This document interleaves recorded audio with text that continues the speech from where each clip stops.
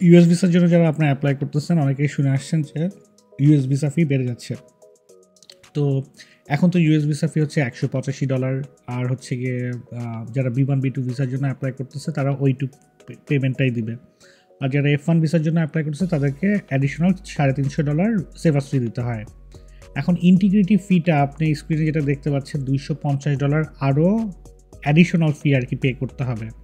So এই পেটা কি সবাইকে করতে হবে নাকি যাদের মানে কখন পেমেন্টটা আসলে করতে হবে, সিজিআইয়ের সাথে কি পেমেন্ট করতে হবে কি হবে না?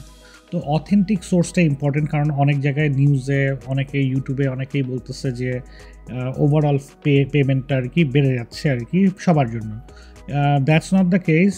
যাদের শুধু ভিসা হবে তাদেরকে এই $250 পেমেন্টটা দিতে হবে। ভিসা যদি আপনার না হয় তাহলে এই পেমেন্টটা আপনাকে দিতে হচ্ছে না। তো যেটা ওরা যদিও বলতেছে যে এটা রিফান্ডেবল, কিন্তু রিফান্ডটা কোথায় করবে এটার এখনও গাইডেন্স আসেনি।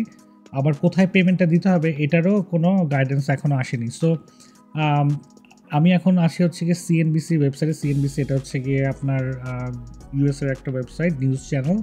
তো এখানে লেখা আছে যে travellers to the US must pay a new 250 visa integrity fee, what to know, right? So আমি এই লিঙ্কটা আমি শেয়ার করে দেবো, আপনারা পড়ে দেখবেন।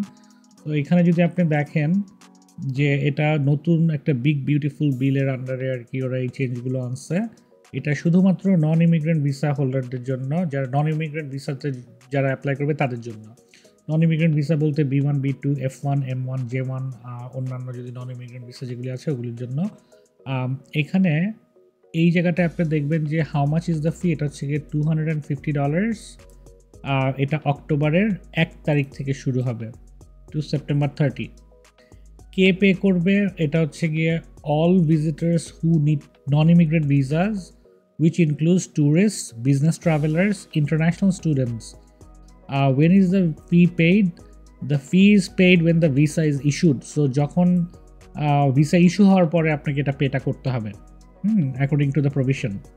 The visitors whose visa requests are denied will not be charged. So যাদের ভিসা ডিনাই হবে তাদেরকে পে করতে হবে না।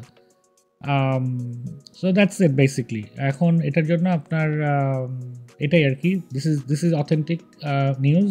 এখানে আমি লিঙ্কটা দিয়ে দিচ্ছি, আপনারা নিজেরা পুরো আর্টিকেলটা পড়ে দেখবেন। ধন্যবাদ।